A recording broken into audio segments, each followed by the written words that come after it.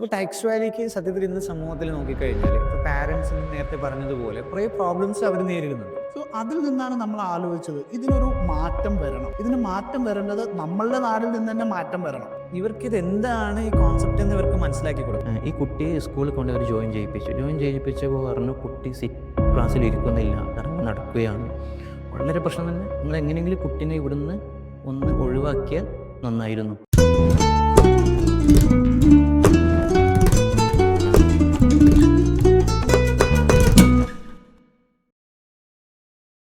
Hi all, നമ്മൾ untold സ്റ്റോറീസിൻ്റെ മറ്റൊരു എപ്പിസോഡിലേക്ക് പോവുകയാണ്. ഇന്ന് നമ്മുടെ ഡിസ്കഷൻ മുഴുവൻ ടാൽറോപ്പിൻ്റെ ചൈൽഡ് ഡെവലപ്മെൻറ്റിലെ വലിയൊരു ഇനിഷ്യേറ്റീവാണ് ടാക്സ് വാലി എന്നൊരു സ്റ്റാർട്ടപ്പ്.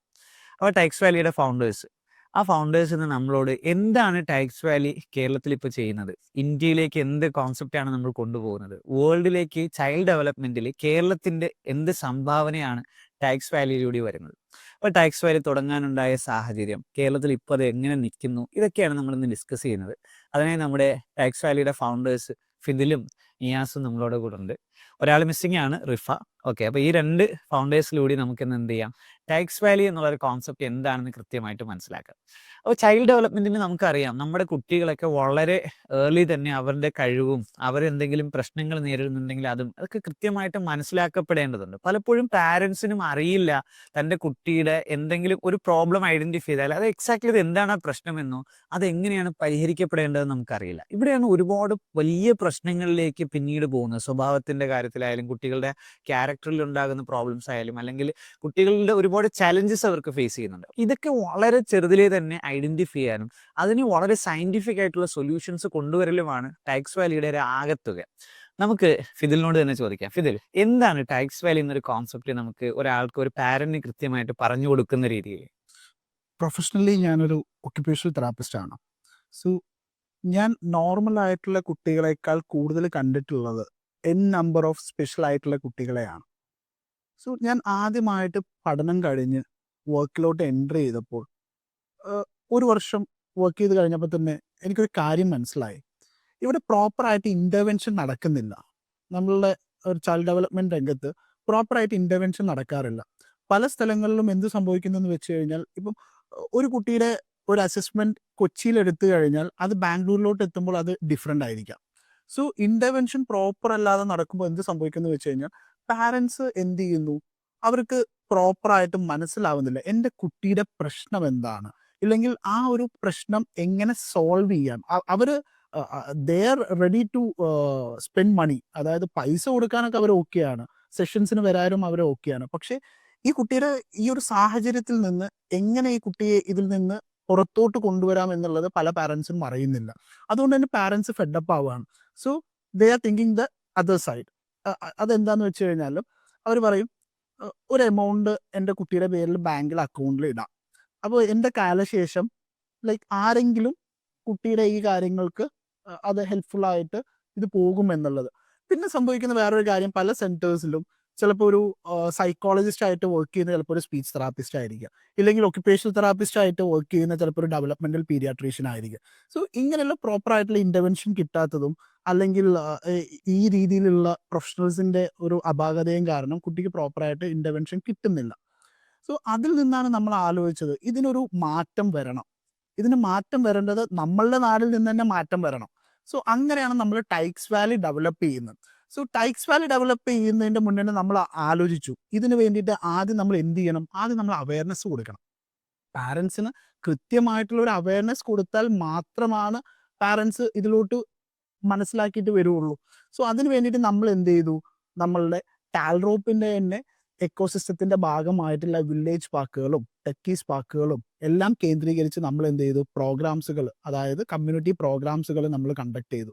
അതോടൊപ്പം എന്ത് ചെയ്തു, നമ്മളൊരു കമ്മ്യൂണിറ്റി പ്ലാറ്റ്ഫോം ഡെവലപ്പ് ചെയ്തെടുത്തു ടാക്സ് വാലിക്ക് വേണ്ടി. ഇതിലൂടെ നമ്മൾ എന്ത് ചെയ്തു, പാരൻസിനെ നല്ലതുപോലെ അവെയർ ചെയ്തു. പിന്നെ പാരൻസ് ഫേസ് ചെയ്യുന്ന വേറൊരു പ്രശ്നമാണ് സോഷ്യൽ സ്റ്റിഗ്മ. ഇപ്പം എൻ്റെ മോനൊരു ഇഷ്യൂ ഉണ്ടെന്ന്, എന്തും ആവട്ടെ, ഓട്ടിസം ആവാം, ADHD ആവാം, ഇല്ലെങ്കിൽ ID ആവാം, ഇൻ്റലക്ച്വൽ ഡിസബിലിറ്റി എന്തും ആവാം. സോ ഈ കുട്ടികളെ ഒരു പൊതുസമൂഹത്തിലോട്ട് ഇറക്കാൻ എനിക്ക് മടിയാണ്. കാരണം ചിലപ്പോൾ അവിടെ പോയി കഴിഞ്ഞാൽ, ഒരു കല്യാണ ഫംഗ്ഷന് പോയി കഴിഞ്ഞാൽ ചിലപ്പോൾ എൻ്റെ കുട്ടി അടങ്ങിയിരിക്കാൻ സാധ്യതയില്ല. അതുകൊണ്ട് പലപ്പോഴും അച്ഛൻ്റെ വീട്ടിലെ പ്രോഗ്രാമിന് എന്ത് ചെയ്യും, അച്ഛൻ പോവും, അമ്മ വീട്ടിലിരിക്കും. അമ്മയുടെ വീട്ടിലെ പ്രോഗ്രാമിന് അമ്മ പോവും, അച്ഛൻ വീട്ടിലേക്ക്, ഇങ്ങനെ ഒരു സാഹചര്യം. സോ ഒരു കുട്ടിക്ക് അത് എക്സ്പ്ലോർ ചെയ്യാൻ പറ്റാത്തിടത്തോളം കാലം ആ കുട്ടി അത് ലേൺ ആവില്ല. സോ ഇങ്ങനെ ചെയ്യുമ്പോൾ വീണ്ടും ആ കുട്ടി എന്തിലോട്ട് പോകുന്നു, കൂടുതലായിട്ട് റിലാപ്സ് ആയിട്ട് എന്ത് ചെയ്യുന്നു, സെൽഫ് ഹേർട്ടിങ് ബിഹേവിയറിലോട്ട് പോകും. അതായത് കൈ കടിക്കാനും ഹെഡ് ബാങ് ചെയ്യാനും അല്ലെങ്കിൽ സ്വന്തമായിട്ട് പല കാര്യങ്ങൾ മാന്താനും ഇങ്ങനെയൊക്കെയുള്ള ഇഷ്യൂസിലോട്ട് കുട്ടികൾ പോകും. സോ ഇതും കൂടെ മാറ്റിയെടുക്കണം. ഈ സോഷ്യൽ സ്റ്റിഗ്മ പാരൻസിൽ ഉണ്ടാകുന്നതുകൊണ്ടാണ് പലരും ക്ലിനിക്കിലോട്ട് വരാൻ മടിക്കുന്നത്. ഇപ്പോൾ കൊറോണയുടെ മുന്നേ വരെ പലരും നമ്മളിൽ എന്തായിരുന്നു, നമുക്ക് ഒരു സൈക്കോളജിസ്റ്റിനെ കാണാനോ ഒരു സൈക്കാട്രിസ്റ്റിനെ കാണാനോ നമുക്ക് എന്തായിരുന്നു, ഭയങ്കര മടിയായിരുന്നു. ആരെങ്കിലും കണ്ടു കഴിഞ്ഞാൽ അവന് വട്ടാടാ എന്നാണ് പറഞ്ഞുകൊണ്ടിരുന്നത്. പക്ഷെ അതെല്ലാം കൊറോണ വന്ന സമയത്ത് നമുക്ക് മനസ്സിലായി, ഒരു 20 ദിവസം നമ്മളുടെ വീട്ടിൽ ഇരുന്ന് കഴിഞ്ഞാൽ, ഒരു അടച്ച മുറിയിൽ ഇരുന്ന് കഴിഞ്ഞാൽ നമ്മൾക്ക് എല്ലാവരുടെക്കും നമ്മളുടെ മാനസിക നില തെറ്റുന്നുള്ള കാര്യം നമ്മൾക്ക് മനസ്സിലായി. സോ അതുപോലെ തന്നെയാണ് നമ്മളുടെ കുട്ടികളുടെ കാര്യം. സോ ഏർലി ഇൻ്റർവെൻഷൻ വളരെ പ്രാധാന്യമാണ്. ഏർലി ഇൻ്റർവെൻഷനിലോട്ട് കൂടെ പോകണം നമ്മൾ ടൈക്സിനെ കുറിച്ച് പറയുമ്പോൾ. കാരണം ഞാൻ നേരത്തെ പറഞ്ഞതുപോലെ അവയർനെസ് ഇല്ലാത്തത് കാരണം ഞാൻ 6 മാസം മുന്നേ കണ്ടൊരു കേസാണ്. 13 വയസ്സായി മോന്, പക്ഷെ ഇപ്പോഴും എന്തായിട്ടില്ല, കഴുത്തുറച്ചിട്ടില്ല. കുട്ടിയുടെ കഴുത്തുറച്ചിട്ടില്ല. 13 വയസ്സായിട്ടുള്ള ഒരു മോന് കഴുത്തുറച്ചിട്ടില്ല എന്ന് പറഞ്ഞു കഴിഞ്ഞാൽ അവർ കുറേ സ്ഥലങ്ങളിൽ കൊണ്ടുപോകുന്നുണ്ട്. പക്ഷെ ഇതിന് പ്രോപ്പറായിട്ട് കൊടുക്കേണ്ടത് റീഹാബിലിറ്റേഷൻ ആണ്. ഒക്യുപേഷണൽ തെറാപ്പിയും ഫിസിയോതെറാപ്പിയും അടങ്ങുന്ന ഒരു വിങ്ങാണ് ഈ കുട്ടിയെ ട്രീറ്റ് ചെയ്യേണ്ടത് എന്നുള്ളത് പാരന്റിന് മനസ്സിലാവുന്നില്ല. സോ ഈ ഒരു സോഷ്യൽ സ്റ്റിഗ്മയും അവയർനെസ്സും മാറ്റിയെടുത്ത് പ്രോപ്പറായിട്ടുള്ള ഇൻ്റർവെൻഷൻ കൊടുക്കുക എന്നുള്ളതാണ് ടൈക്സ് വാലിയുടെ മെയിൻ ലക്ഷ്യം. അതിന് വേണ്ടിയിട്ട് നമ്മൾ എന്ത് ചെയ്തു, നമ്മളുടെ ക്ലിനിക്കുകളെല്ലാം ഒരു ഫിസിക്കൽ ഹബ്ബായിട്ട് വർക്ക് ചെയ്യും. ഇവിടെ വരുന്ന കുട്ടികളുടെ ഡാറ്റാസ് എല്ലാം നമ്മൾ എടുത്ത് ഇതിനൊരു സാസ് പ്ലാറ്റ്ഫോമായിട്ട് നമ്മൾ ഡെവലപ്പ് ചെയ്യും. സോ എന്ത് സംഭവിക്കും, എല്ലാം നമുക്കിപ്പോൾ MRI എടുത്തു കഴിഞ്ഞാൽ നമുക്ക് എന്താ കിട്ടുന്നത്, L4 ഒരു ലീഷൻ ഉണ്ട്, അത് നമുക്ക് കൃത്യമായിട്ട് മനസ്സിലാവും. അപ്പുറത്തെ ലാബ് പോയിട്ട് ചെക്ക് ചെയ്യുമ്പോൾ അത് L5 ആവാൻ പാടില്ല എന്ന് പറഞ്ഞതുപോലെ ഈ കുട്ടിയുടെ ഡാറ്റാസ് എല്ലാം എടുത്ത് നമ്മളിതെല്ലാം മോൾഡ് ചെയ്ത് നമ്മളതൊരു സാസ് പ്ലാറ്റ്ഫോമായിട്ട് ഡെവലപ്പ് ചെയ്ത് കഴിഞ്ഞാൽ എറണാകുളത്ത് എടുക്കുന്നതും UAE എടുക്കുന്നതും ലൈക്ക് ഇന്ത്യക്ക് എവിടെ എടുക്കുന്നതാണെന്നുണ്ടെങ്കിലും ഒരു കുട്ടിയുടെ അവസ്ഥ അല്ലെങ്കിൽ ഒരു കുട്ടിയുടെ കണ്ടീഷൻ, അതായത് ഇന്റർനാഷണലി അക്സെപ്റ്റഡ് ആയിട്ടുള്ള സ്കെയിൽസുകൾ ഉപയോഗിച്ചിട്ടായിരിക്കും ഇതെല്ലാം ചെയ്യുന്നുണ്ടാവുക, പ്രോപ്പർ ആയിട്ടുള്ള അസസ്മെന്റ് ടൂൾസുകൾ. സോ നമുക്ക് പ്രോപ്പറായിട്ട് ഒരു കുട്ടിയുടെ ഡയഗ്നോസിസ് എന്താണെന്നും അതിന് വേണ്ട ട്രീറ്റ്മെന്റ് എന്താണെന്നുള്ള ഒരു സാസ് പ്ലാറ്റ്ഫോമായിട്ട് നമുക്ക് ഡെവലപ്പ് ചെയ്തെടുക്കാൻ പറ്റും. സോ ബേസിക്കലി ഇതാണ് ടൈക്സ് വാലി ചെയ്യുന്നത്. നമുക്കൊരു ഹൈബ്രിഡ് പ്ലാറ്റ്ഫോം ആയിട്ട് പറയാം. ഒരു ഫിസിക്കലായിട്ടൊരു ക്ലിനിക്കും ഉണ്ടാവും, എന്നാൽ ഒരു ടെക്നോളജി പ്ലാറ്റ്ഫോമിലൂടെ നമുക്കത് സ്കെയിലബിൾ ആയിട്ട് എല്ലാവരിലേക്കും നമുക്കത് കൊണ്ടുപോകാനും കഴിയും. അപ്പോൾ ടൈക്സ് വാലിക്ക് സത്യത്തിൽ ഇന്ന് സമൂഹത്തിൽ നോക്കിക്കഴിഞ്ഞാൽ ഇപ്പോൾ പാരൻസിന് നേരത്തെ പറഞ്ഞതുപോലെ കുറേ പ്രോബ്ലംസ് അവർ നേരിടുന്നുണ്ട്. ഈ പ്രോബ്ലത്തിന് ഒരു സിസ്റ്റമാറ്റിക്കൽ സൊല്യൂഷൻ അവർക്ക് വേണം. ഒന്നാമതായിട്ട് വേണ്ടത് അവയർനെസ് തന്നെയാണ്. ആദ്യം നമ്മൾ ഈ വ്യത്യസ്ത കമ്മ്യൂണിറ്റി ഇനിഷ്യേറ്റീവ് സ്കൂൾസിലാകാം, കോളേജസിലാകാം, അതല്ലെങ്കിൽ നമ്മൾ ഇപ്പം ഒരു കുടുംബശ്രീ യൂണിറ്റുകളിലാവാം, പഞ്ചായത്തിൻ്റെ സംവിധാനങ്ങളിലേക്കാകാം, ഇപ്പം ടാൽറോപ്പിൻ്റെ സ്പേസുകളിലാവാം, ഇവിടെയൊക്കെ നമ്മൾ ഇവരെ കൊണ്ടുവന്നിട്ട് ഇവർക്ക് ഇത് എന്താണ് ഈ കോൺസെപ്റ്റ് എന്ന് ഇവർക്ക് മനസ്സിലാക്കി കൊടുക്കണം. അല്ലെങ്കിൽ എന്താണ് അവരുടെ കുട്ടികളുടെ പ്രോബ്ലം. ചിലപ്പോൾ നമ്മൾ വളരെ നിസ്സാരമായിട്ട് കാണുന്നതായിരിക്കും, കുട്ടികൾക്ക് ഒരു വാശിയുണ്ട്, ഈ വാശിയെ അവർ വളരെ എല്ലാവർക്കും ഉള്ളതല്ലേ, അല്ലെങ്കിൽ ഞാനും കുട്ടിക്കാലത്ത് ഇങ്ങനെയൊക്കെ ആയിരുന്നു എന്ന് വിചാരിക്കാം. പക്ഷെ ഇത് പിന്നീട് വളർന്ന് മറ്റൊരു ലെവലിലേക്ക് പോകും. അപ്പോൾ ഇവർക്ക് ഇതിൻ്റെയൊക്കെ ഓക്കെ ഇന്നതാണ് ഈ പ്രോബ്ലം, ഇന്നതാണ്. അപ്പം നിങ്ങൾക്ക് വലിയ ടെൻഷനൊന്നും അടിക്കേണ്ടതില്ല, പക്ഷെ ഇത് ഇന്നതും ആകാം. അപ്പോൾ ഇതൊക്കെ പാരൻസിന് കൃത്യമായ ഒരു അവയർനെസ് ഉണ്ടെങ്കിൽ തന്നെ ഒന്നാം ഘട്ടം നമുക്ക് വിജയിച്ചു എന്ന് പറയാം. ഓക്കെ, അപ്പോൾ അവർക്ക് എന്താണ് ടൈക്സ് വാലിയുടെ ഫസ്റ്റ് കോൺസെപ്റ്റ് മനസ്സിലായി. ഓക്കെ, ഇതാണ് ടൈക്സ് വാലി സോൾവ് ചെയ്യുന്നത്. അപ്പോൾ ഇൻ കേസ് അവർക്ക് അതിൻ്റെ ആവശ്യമുണ്ട്, ഇപ്പോൾ ഒരു സെഷൻ അവർക്ക് വേണമെങ്കിൽ ആ സെഷനിലേക്ക് അവർക്ക് വരാം. ഓക്കെ, വൺസ് ഈ സംവിധാനങ്ങൾ ഇങ്ങനെ വരുന്ന ഡേറ്റകളിലൂടെ നമുക്കൊരു സെൻട്രലൈസ്ഡ് സൊല്യൂഷൻ നമുക്ക് ഡെവലപ്പ് ചെയ്യാൻ പറ്റും. അവിടെയാണ് ടൈക്സ് വാലി ടാൽറോപ്പിന്റെ എക്കോസിസ്റ്റത്തിൽ ഒരു സ്റ്റാർട്ടപ്പ് ആയിട്ട് മാറുന്നത്. അപ്പോൾ സമൂഹത്തിന്റെ ഏത് പ്രോബ്ലമാണ് സോൾവ് ചെയ്യണമെന്ന് വെച്ചാൽ കുട്ടികളുടെ പ്രശ്നമാണ് സോൾവ് ചെയ്യുന്നത്.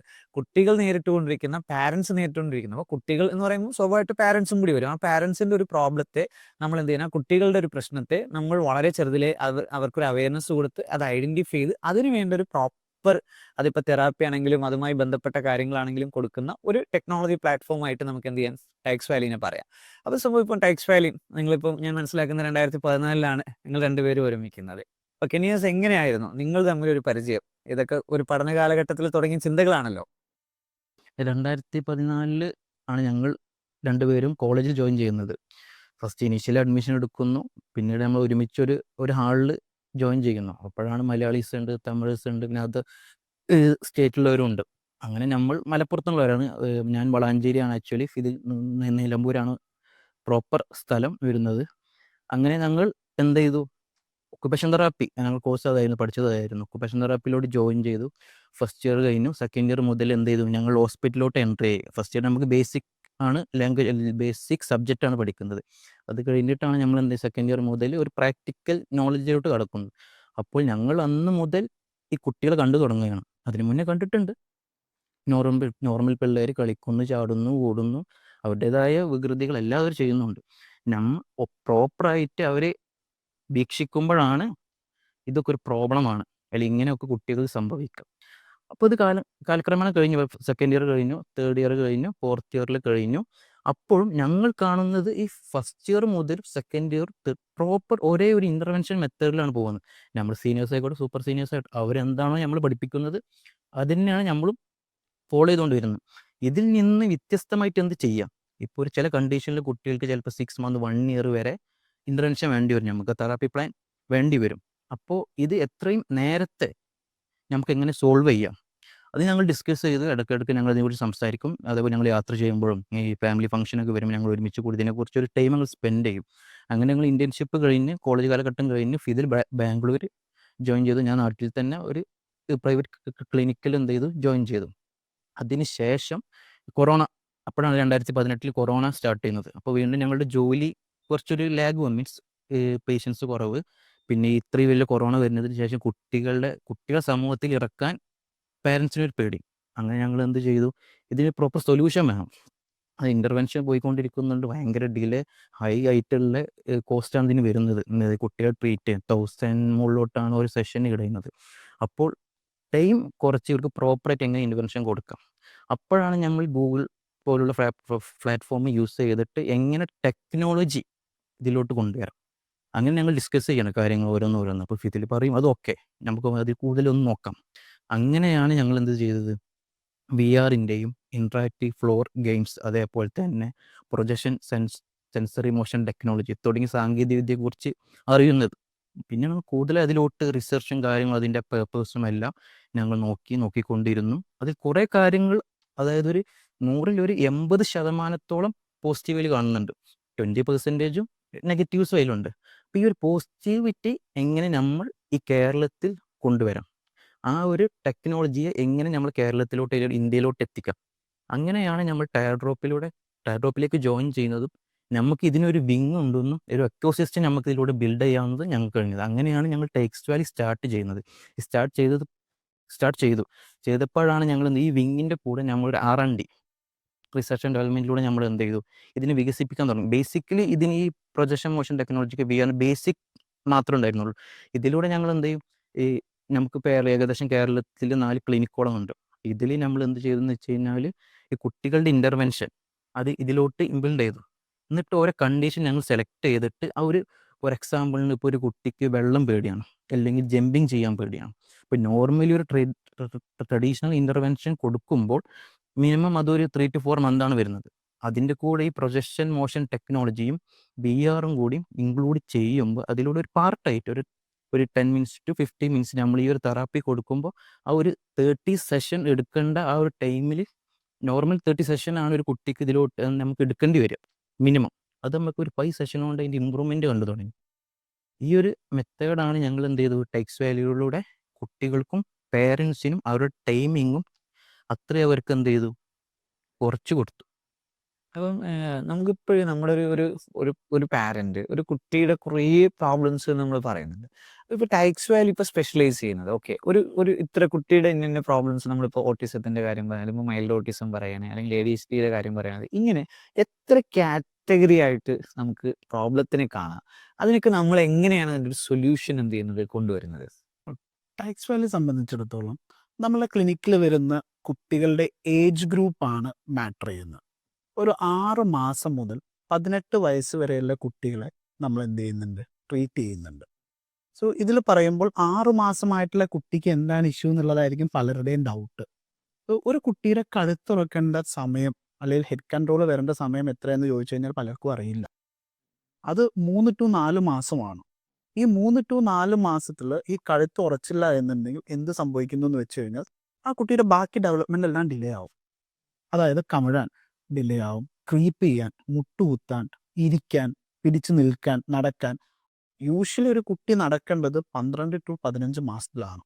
ഇതിലും ആ കുട്ടി നടന്നില്ല എന്നുണ്ടെങ്കിൽ, അല്ലെങ്കിൽ 3 to 4 മാസത്തിൽ കഴുത്ത് ഉറച്ചില്ല എന്നുണ്ടെങ്കിൽ നമ്മൾ ആ കുട്ടിയെ ഒരു like he or she's having some issues എന്നുള്ള രീതിയിൽ തന്നെ വേണം അപ്രോച്ച് ചെയ്യാൻ. അത് പലതിൻ്റെ കാരണങ്ങളായിരിക്കാം. ചിലപ്പോൾ ഒരു ക്രോമോസോമൽ അബ്നോർമാലിറ്റി ആയിരിക്കാം, അല്ലെങ്കിൽ സെറിബ്രൽ പാൽസി ആയിരിക്കാം, ഇല്ലെങ്കിൽ വെറും ഒരു ഡെവലപ്മെന്റൽ ഡിലേ, മസിൽസിൻ്റെ ഇഷ്യൂസ് കാരണം വന്നതാവാം. അങ്ങനെ പല ഇഷ്യൂസും ആയിരിക്കാം. ഇനി അങ്ങോട്ട് നമ്മൾ 18 വയസ്സ് വരെ നോക്കുമ്പോൾ ഒരു കുട്ടി ചെറുപ്പം മുതലേ ഇപ്പം ഓട്ടിസം എന്ന് നമ്മൾ പറഞ്ഞു, അതൊരു സ്പെക്ട്രമാണ്. സത്യം പറഞ്ഞാൽ ഓട്ടിസം ഒരു സ്പെക്ട്രമാണ്. അതിൽ പല ഇഷ്യൂസ് കുട്ടികൾ കാണിക്കാം. പക്ഷെ നമുക്കൊരു 9 മാസം ആവുമ്പോൾ, ഇല്ലെങ്കിൽ 6 to 9 മാസം ആവുമ്പോൾ തന്നെ കുട്ടികളിൽ ഇന്ന ഇഷ്യൂസ് നമുക്ക് കാണാൻ കഴിയും. അതായത് അമ്മമാരായിട്ടുള്ള കണക്ഷൻസ് കുട്ടികൾക്ക് പൊതുവെ കുറവായിരിക്കും. അതായത് അവർ ചിരിക്കുന്നത്, അല്ലെങ്കിൽ സൗണ്ട്സ് പ്രൊഡ്യൂസ് ചെയ്യുന്നത്, ആളുകളെ കാണുമ്പോൾ ഐ ട്രാക്ക് ചെയ്യുന്നത്, ഇതെല്ലാം കുറവായിരിക്കും. പക്ഷേ നമ്മളൊരു 3 വയസ്സാവാതെ ഒരു കുട്ടിയെ ഒരിക്കലും ഓട്ടിസ്റ്റിക് ആണെന്ന് ഡയഗ്നോസ് ചെയ്യാറില്ല. പക്ഷെ സിംറ്റംസ് അല്ലെങ്കിൽ സൈൻസ് ആൻഡ് സിംറ്റംസ് അവിടെ കാണിച്ചു തുടങ്ങും. സോ ഒരു കുട്ടി ജനിച്ചത് മുതൽ, ഞാൻ പറയുന്നത് ഒരു കുട്ടി ജനിച്ചത് മുതൽ ഒരു 6 മാസം പ്രായം വരെ, 6 മാസം മുതൽ ഒരു 18 വയസ്സ് വരെ ആ കുട്ടിയിൽ എന്ത് ഇഷ്യൂസ് വന്നാലും, അത് മാനസിക, ശാരീരിക, ഭാഷ, പഠന വൈകല്യങ്ങൾ എന്ത് തന്നെ ആയിക്കോട്ടെ, അതിനെല്ലാം ടൈക്സ് വാലി എന്ത് ചെയ്യുന്നുണ്ട്, അവിടെ സൊല്യൂഷൻ കൊടുക്കുന്നുണ്ട്. നമ്മളൊരു മൾട്ടി ഡിസിപ്ലിനറി അപ്രോച്ച് ആയിട്ടാണ് വർക്ക് ചെയ്യുന്നത്. നമുക്ക് 5 ഡിപ്പാർട്ട്മെൻറ്റുകളാണ് വരുന്നത്.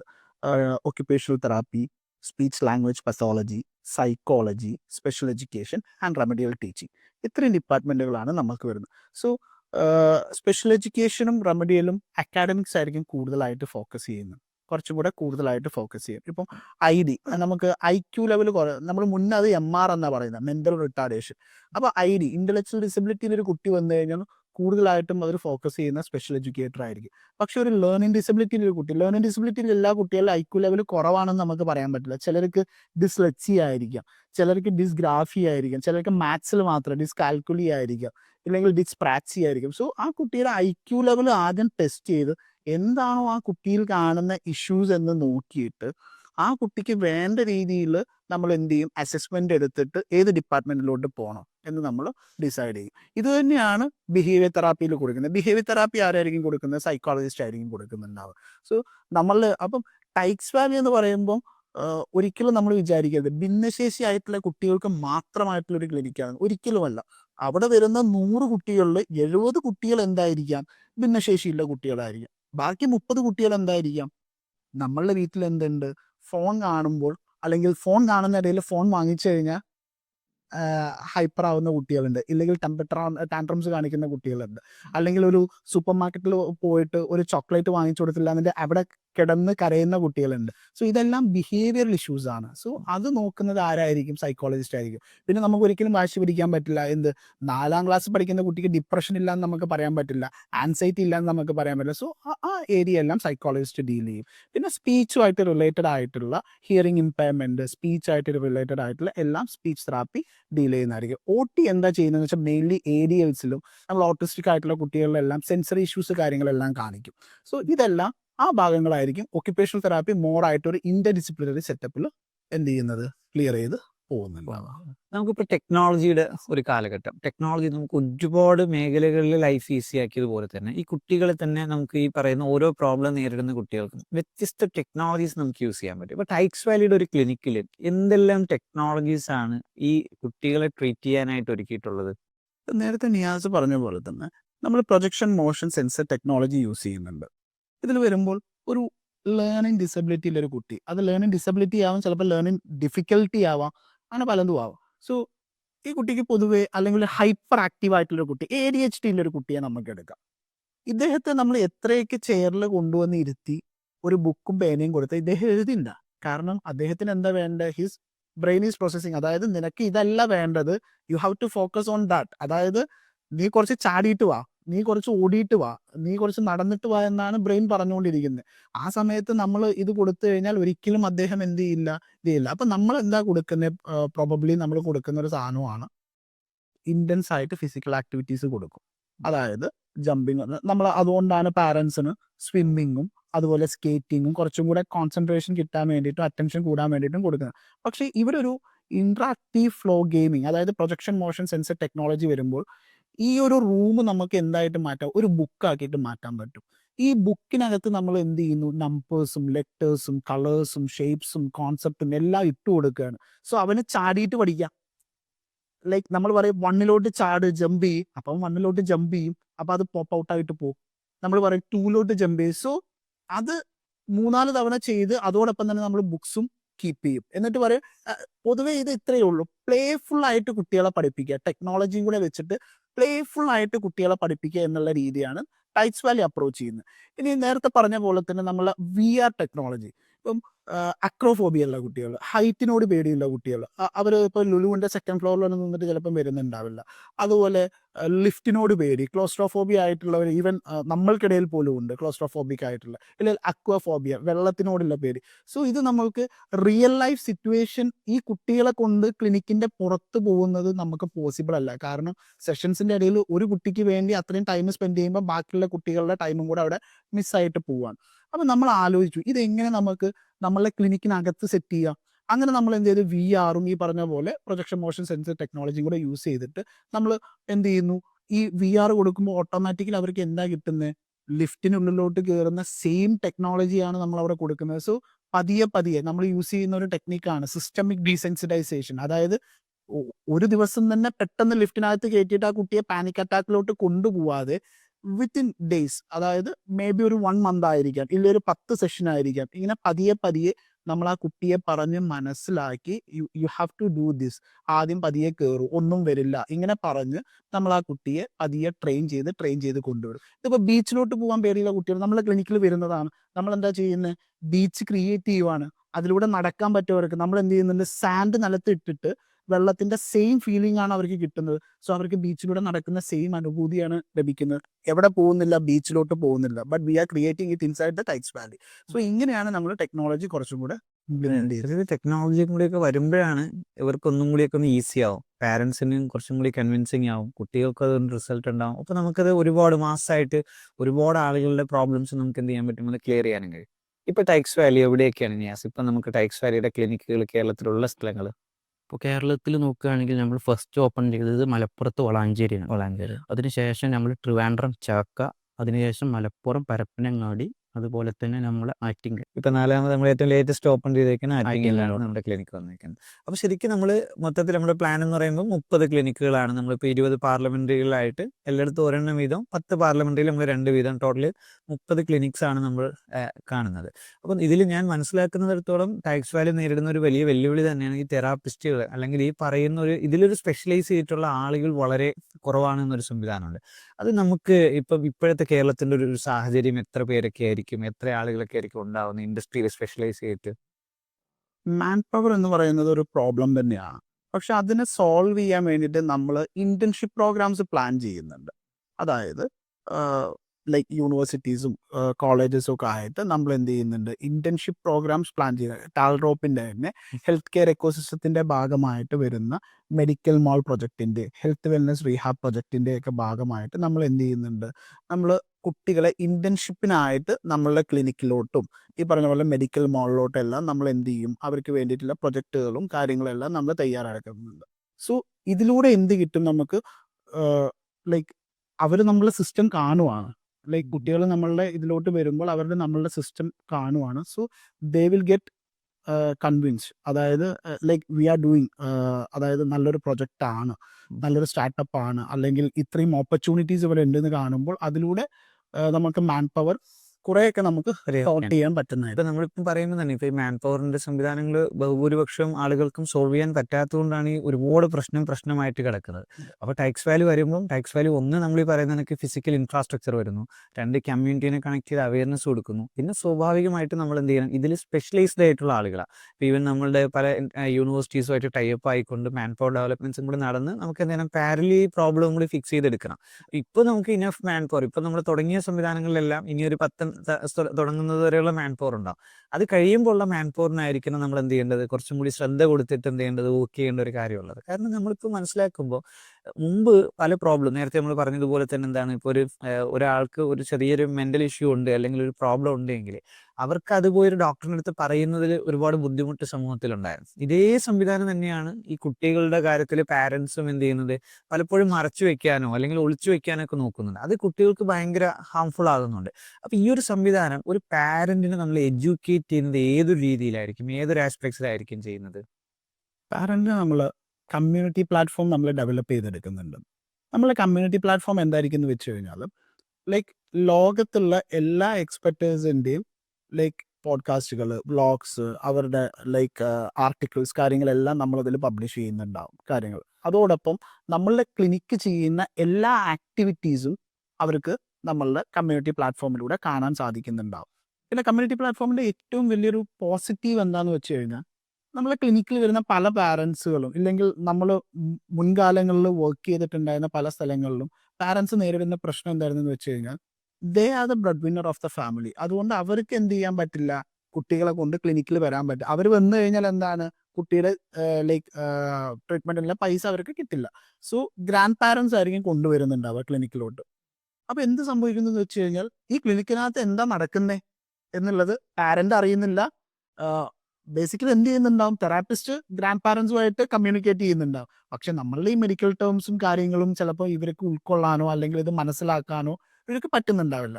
അപ്പോൾ ആഴ്ചയിൽ 1-2 ദിവസം വരുന്ന പാരന്റ് ഈ കുട്ടിയിൽ എന്തെല്ലാം ചെയ്യാൻ പറ്റും, ഒന്നും ചെയ്യാൻ പറ്റുന്നുണ്ടല്ലോ. അതുകൊണ്ട് കുട്ടിയുടെ ലൈക്ക് ഇൻ്റർവെൻഷൻ മുടങ്ങി പോകുന്ന ഒരു സാഹചര്യം നമ്മൾ പലപ്പോഴും കണ്ടിട്ടുണ്ട്. അതിന് വേണ്ടിയിട്ട് നമ്മൾ എന്ത് ചെയ്തിട്ടുണ്ട്, നമ്മളുടെ കമ്മ്യൂണിറ്റി പ്ലാറ്റ്ഫോമിൽ നമ്മൾ എന്ത് ചെയ്യും, ഒരു കുട്ടി ഇന്ന് വന്നത് മുതൽ ആ കുട്ടി ഡിസ്ചാർജ് ആവുന്ന വരെയുള്ള എല്ലാ റിപ്പോർട്ട്സും നമ്മൾ അതിൽ കൊടുക്കുന്നുണ്ടാവും. അതായത് അതന്നെ ഒരു എഡ്യൂക്കേഷനാണ്. അതന്നെ പാരന്റിന് കിട്ടുന്ന ഏറ്റവും വലിയൊരു എഡ്യൂക്കേഷനാണ്. കാരണം ഇന്ന് എന്താണോ സംഭവിച്ചത് എന്നുള്ളത് ആ പാരന്റിന് എന്ത് ചെയ്യാം, ഇന്ന് വീട്ടിൽ പോയിട്ട് അത് ആ പാരന്റ് സബ്സ്ക്രൈബ് ചെയ്തതാണെന്നുണ്ടെങ്കിൽ ആ പാരന്റിന് അത് ഇന്ന് ഈവനിങ് തന്നെ നോക്കിയിട്ട് അതിന് എന്താണോ ക്വസ്റ്റ്യൻസ് ഇല്ല വെച്ചാൽ ക്വയറീസ് റേസ് ചെയ്ത് കഴിഞ്ഞാൽ തെറാപ്പിസ്റ്റ് അതിനുള്ള മറുപടി കൊടുക്കുന്നുണ്ടാവും. എന്താണെന്ന് വെച്ച് കഴിഞ്ഞാൽ ആർക്കും ഇത് യൂസ് ചെയ്യാം. ലൈക്ക് അവിടെ നമ്മളെ ക്ലിനിക്കിൽ വരുന്ന പാരന്റിന് മാത്രമല്ല ഏതൊരാൾക്കും ഇത് യൂസ് ചെയ്യാം. അതിൽ ക്വസ്റ്റ്യൻസ് റൈസ് ചെയ്യാം. ഇതിലൂടെ എന്ത് ചെയ്യാൻ പറ്റും, അവർക്ക് എന്ത് വേണമെങ്കിലും ചോദിക്കാം. അതിനുള്ള ആൻസേഴ്സ് നമ്മൾ കൊടുക്കുന്നത്. സോ ബേസിക്കലി നമ്മളെ കമ്മ്യൂണിറ്റി പ്ലാറ്റ്ഫോം എങ്ങനെ വർക്ക് ചെയ്യും, ലൈക്ക് ഒരു കുട്ടിയിൽ നിങ്ങൾക്ക് എന്തെങ്കിലും ഡൗട്ട് ഉണ്ടോ, നിങ്ങൾക്കത് ചോദിക്കാം. We will give you the answer. അതായത് എന്തുമാവട്ടെ നമ്മളെ പ്രൊഫഷണൽസ് അവർക്ക് വേണ്ട കാര്യങ്ങൾ കൊടുക്കും. ഇനി നമ്മൾ എന്ത് ചെയ്യും, നമ്മൾ ഓൺലൈനായിട്ടുള്ള സെഷൻസ് അധികം പ്രൊമോട്ട് ചെയ്യാറില്ല. കാരണം എന്താണെന്ന് വെച്ച് കഴിഞ്ഞാൽ സിവിയർ ആയിട്ടുള്ള കേസുകൾക്ക് അത് അത്ര എഫക്റ്റീവ് അല്ല. അതുകൊണ്ട് തന്നെയാണ് നമ്മൾ ഓവറായിട്ട് അത് പ്രൊമോട്ട് ചെയ്യുക. പക്ഷേ സിവിയർ അല്ലാത്ത കേസുകളിൽ നമുക്ക് ഓൺലൈൻ സെഷൻസ് എടുക്കാൻ പറ്റും. പാരന്റിനെ എഡ്യൂക്കേറ്റ് ചെയ്ത് നമുക്ക് കാര്യങ്ങൾ ചെയ്യാൻ പറ്റും. സോ ഈ കമ്മ്യൂണിറ്റി പ്ലാറ്റ്ഫോമിൽ അവർക്ക് എന്ത് ചെയ്യാം, നമുക്ക് എന്തെങ്കിലും സ്ലോട്ട്സോ ബുക്കിങ്സോ വേണമെന്നുണ്ടെങ്കിൽ അവർക്ക് ഈ കമ്മ്യൂണിറ്റി പ്ലാറ്റ്ഫോമിലൂടെ നമ്മുടെ അടുത്ത് ചോദിക്കാവുന്നതാണ്. പിന്നെ നമ്മൾ നടത്തുന്ന പ്രോഗ്രാംസിൻ്റെ ഒരു നോട്ടിഫിക്കേഷൻ അവർക്ക് പോകും. ഇപ്പോൾ അവരുടെ നാട്ടിലാണ് നമ്മൾ നടത്തുന്നതെന്നുണ്ടെങ്കിൽ അവർക്ക് അത് എന്ത് ചെയ്യാം, അവിടെ വന്ന് അറ്റൻഡ് ചെയ്യാൻ പറ്റും. ഫ്രീ ആയിട്ട് തന്നെയായിരിക്കും നമ്മൾ കൊടുക്കുന്നുണ്ട്. പിന്നെ നമ്മൾ ചെയ്യുന്നതാണ് കമ്മ്യൂണിറ്റിയിൽ ഫ്രീ അസസ്മെൻറ്റ് ക്യാമ്പ്സുകൾ നമ്മൾ ചെയ്യാറുണ്ട്. അതായത് 1500-2000 രൂപ വരുന്നതാണ് ഒരു അസസ്മെൻറ്റ് എന്ന് പറയുന്നത്. ഈ ഞാൻ നേരത്തെ പറഞ്ഞ 5 ഡിപ്പാർട്ട്മെൻറ്റുകളിലെ അസസ്മെൻറ്റ്സ് നമ്മൾ എന്ത് ചെയ്യാറുണ്ട്, ഫ്രീ ആയിട്ടൊരു മെഡിക്കൽ ക്യാമ്പ്. നമ്മളിപ്പോൾ കേരളം ഒട്ടാകെ ഒരു 10,000 കുട്ടികൾക്ക് നമ്മൾ എന്ത് ചെയ്ത് കഴിഞ്ഞു, ഇതിനോടകം തന്നെ ഫ്രീ ആയിട്ട് അസസ്മെൻറ്റ് ക്യാമ്പുകൾ നമ്മൾ നടത്തി കഴിഞ്ഞു, ഫ്രീ ആയിട്ട് അസസ്മെൻറ്റ് എടുത്തു കഴിഞ്ഞു. ടൈക്സിൽ വരുന്ന ഈ 5 ഡിപ്പാർട്ട്മെൻറ്റിൻ്റെ അസസ്മെൻറ്റുകൾ നമ്മൾ എടുത്തു കഴിഞ്ഞു. ഇത് കൂടാണ്ട് നമ്മൾ എന്ത് ചെയ്യും, ആ അസസ്മെൻറ്റ് ക്യാമ്പ് കഴിഞ്ഞ തൊട്ടടുത്ത ദിവസം മുതൽ നമ്മളുടെ ക്ലിനിക്കിലോട്ട് അവർക്ക് വരാവുന്നതാണ്. എന്നിട്ട് ക്ലിനിക്കിൽ നിന്ന് നമ്മൾ എന്ത് ചെയ്യും, ഡീറ്റെയിൽഡ് ആയിട്ട്, കാരണം അസസ്മെൻറ്റിൻ്റെ സമയത്ത് ഒരു ക്യാമ്പ് നടത്തുമ്പോൾ നമുക്കതിൽ ലിമിറ്റേഷൻസ് ഉണ്ട്. നമുക്ക് എന്ത് ചെയ്യാൻ പറ്റില്ല, സ്കെയിൽസ് കാര്യങ്ങളൊന്നും യൂസ് ചെയ്യാൻ പറ്റില്ല. കാരണം അത് കുറച്ച് സമയമെടുക്കുന്ന ഒരു പ്രോസസ്സാണ്. ഇതിനുശേഷം നമ്മൾ ക്ലിനിക്കിലോട്ട് വന്നു കഴിഞ്ഞാൽ അവർക്ക് ഒരു അസസ്മെൻറ്റും കൂടെ നമ്മൾ എന്ത് ചെയ്യുന്നുണ്ട്, ഫ്രീ ആയിട്ട് തന്നെ നമ്മൾ കൊടുക്കുന്നതാണ്. ഇതും കൂടെ കഴിയുമ്പോഴത്തേക്ക് ആ പാരന്റിന് വ്യക്തമായിട്ടുള്ള ധാരണ ഉണ്ടാവും, എൻ്റെ മോനോ മോൾക്കോ എന്താണ് ഇഷ്യൂ, അതിന് ഞാൻ എന്താണ് ചെയ്യേണ്ടത് എന്നുള്ളത് നമ്മൾ കൃത്യമായിട്ട് ആ പാരന്റിനെ അവെയർ ചെയ്യുന്നുണ്ടാവും. അതിനുശേഷം അവർക്ക് തീരുമാനിക്കാവുന്നതാണ്, അതായത് എന്ത് ചെയ്യണം എന്നുള്ളത്. അപ്പോൾ നമ്മളിപ്പോൾ 1000-ലധികം സെഷൻസ് നമ്മുടെ ക്ലിനിക്സിൽ എടുത്തിട്ടുണ്ടാവും. അപ്പോൾ സ്വാഭാവികമായിട്ട് ഇത് കഴിയുമ്പം ആ പാരൻസിനുണ്ടാകുന്ന ഒരു എക്സ്പീരിയൻസ് ഉണ്ടാവില്ല, അവരുടെ ഒരു ഫീഡ്ബാക്ക് അതെങ്ങനെ നോക്കിക്കാണുന്നത്? ഓക്കെ, ഞാൻ 2018 മുതൽ ഈ ഒക്കുപേഷൻ തെറാപ്പി ഇപ്പോൾ പ്രൊഫഷണലിൽ ജോലി ചെയ്തുകൊണ്ടിരിക്കുകയാണ്.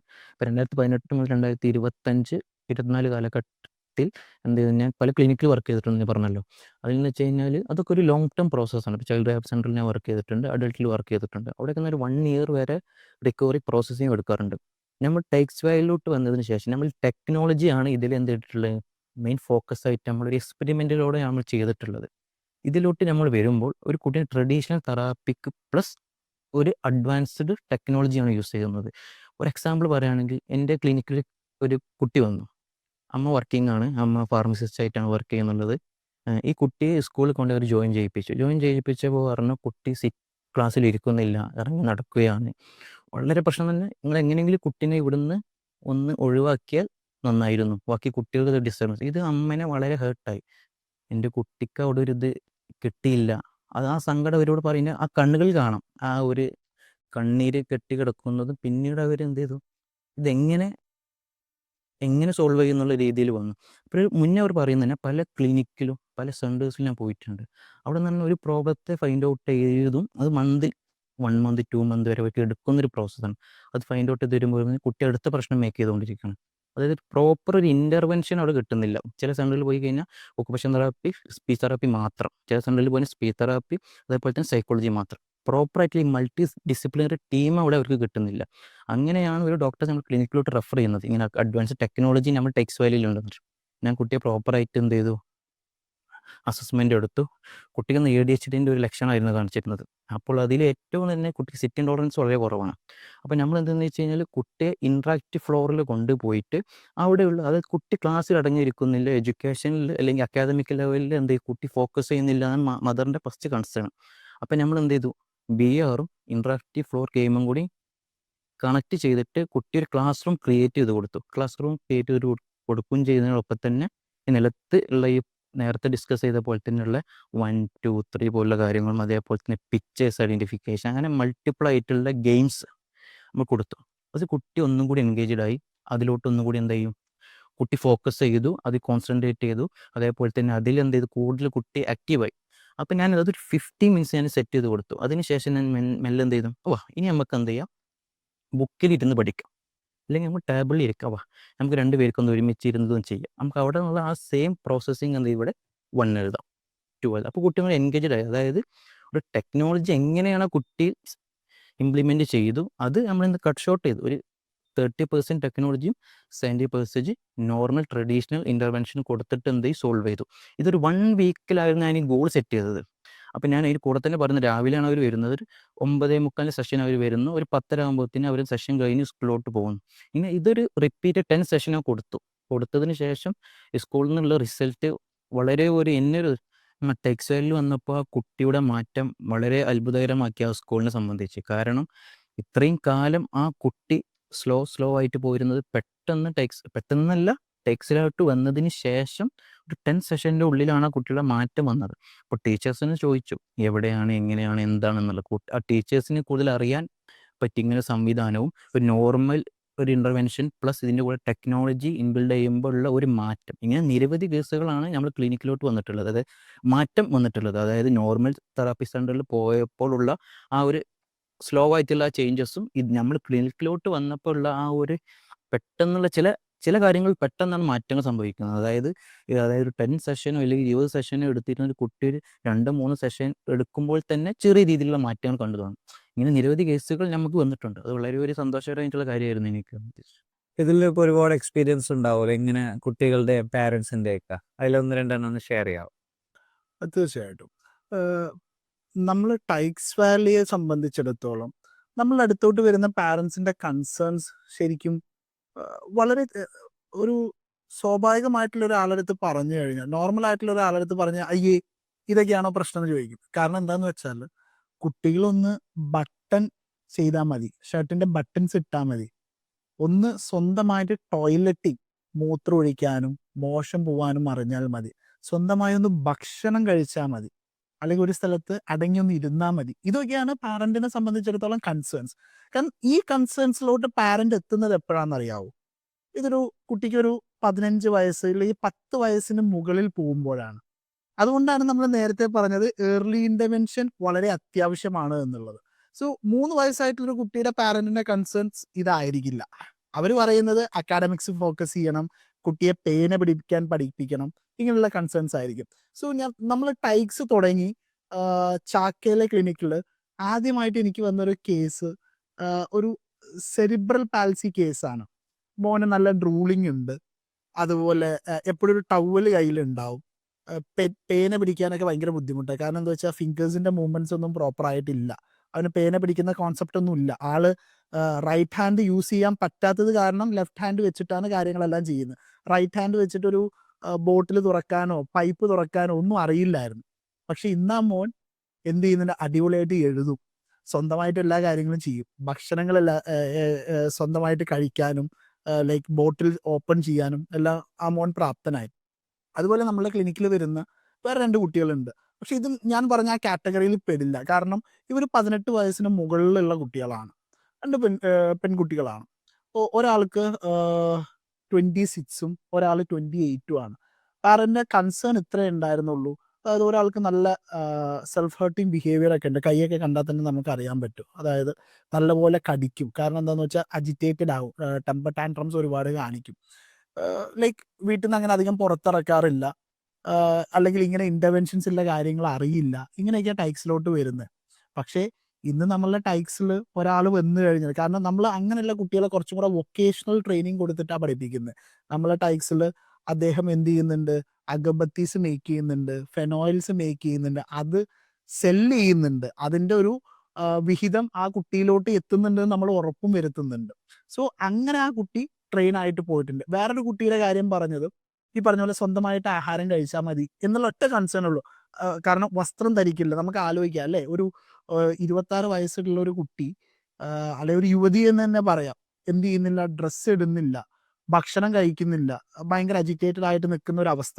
സോ ആ പാരന്റ് അത്രയും ലൈക്ക് അവരുടെ ഒരു ബുദ്ധിമുട്ടുള്ള ഒരു സാഹചര്യത്തിലാണ് നമ്മളെ വില്ലേജ് പാർക്ക് കേന്ദ്രീകരിച്ച് ഞാൻ എടുത്ത ഒരു അവയർനെസ് ക്ലാസ്സിലാണ് അവർ നമ്മളിലോട്ട് എത്തുന്നത്. സോ അവരെന്ത് ചെയ്ത് നമ്മളെ ക്ലിനിക്കിന് അടുത്തോട്ട് താമസം മാറണം എന്നൊക്കെ പറഞ്ഞു. അവരങ്ങനെയാണ് നമ്മളെ ക്ലിനിക്കിലോട്ട് വരുന്നത്. സോ നമ്മൾ ഈ മോൾക്ക് എന്ത് ചെയ്യുമായിരുന്നു, ഞായറാഴ്ചകളിലാണ് സെഷൻസ് പൊതുവെ വെക്കാറ്. കാരണം ഭയങ്കര അജിറ്റേറ്റഡ് ആണ് ബാക്കിയുള്ള കുട്ടികൾ. അപ്പം നമ്മൾ ചില സമയത്ത് നമുക്ക് ക്യാമറാസ് ഓഫ് ചെയ്യേണ്ടി വരും. അത് വേറിട്ടൊരു അനുഭവമാണ്. കാരണം നമുക്ക് എല്ലാവരും ഉള്ള സമയത്ത് നമുക്ക് സെഷൻസ് എടുക്കാൻ പറ്റില്ല, പാരൻസ് കൂടെ ഉണ്ടാവും. സോ അങ്ങനെ നമ്മൾ സെഷൻസ് എടുത്തു. ഇതായി ഇപ്പം ആ കുട്ടി ഓൾമോസ്റ്റ് ലൈക്ക് ഭക്ഷണം സ്വന്തമായിട്ട് കഴിക്കുന്നുണ്ട്, വീട് മോപ്പ് ചെയ്യാൻ അറിയാം, കഴിച്ച പാത്രം കഴുകി വെക്കാൻ അറിയാം, പ്രോപ്പറായിട്ട് ഉറക്കം കിട്ടുന്നുണ്ട്. ഇതെല്ലാം നമ്മൾ ചുമ്മാ പറയുന്നതല്ല. എന്ത് ചെയ്യാം, നമ്മളുടെ ക്ലിനിക്കിലോട്ട്, ചാക്കയിലെ ക്ലിനിക്ക് ആർക്ക് നോക്കിയാലും കാണാം.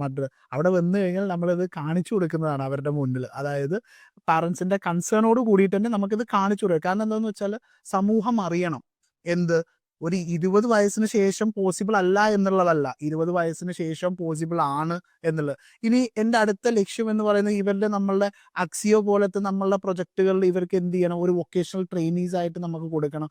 നമ്മളുടെ അഗ്രികൾച്ചറിൻ്റെ സ്റ്റാർട്ടപ്പുകളിൽ, അതുപോലെ ഡെറ്റ് പോലെയുള്ള നമ്മളുടെ കൊമേഴ്സിൻ്റെ പ്ലാറ്റ്ഫോംസിൽ ഇവർക്ക് എന്ത് ചെയ്യാം, ഡെറ്റിൻ്റെ ഗഡൗൺസിൽ ഇവർക്ക് എന്ത് ചെയ്യാം, കാര്യങ്ങൾ പാക്കിംഗ് സെക്ഷനിൽ ഇവർക്ക് ജോലികൾ കൊടുക്കണം. അങ്ങനെ ഇവരുടെ എന്ത് ചെയ്യണം, ഇവരിലോട്ട് ഒരു വരുമാനം കൊണ്ടെത്തിക്കാൻ നമുക്ക് സാധിക്കണം. സോ അങ്ങനെയും കൂടെ എന്ത് ചെയ്യുന്നുണ്ട്, ടൈക്സ് പ്ലാൻ ചെയ്യുന്നുണ്ട്. അതെ. അപ്പോൾ ടൈക്സ് വാലിയുടെ ഒരു കോൺസെപ്റ്റ് തന്നെ സത്യത്തിൽ സമൂഹത്തിൽ എല്ലാവർക്കും ആവശ്യമുള്ള ഒരാശയം. അത് നമുക്കിനി കാസർഗോഡ് മുതൽ തിരുവനന്തപുരം വരെ എല്ലാ സ്ഥലങ്ങളിലേക്കും എത്തിക്കണം. ഇപ്പം നമ്മളിപ്പോൾ 4 ക്ലിനിക്സ് ഉണ്ട്.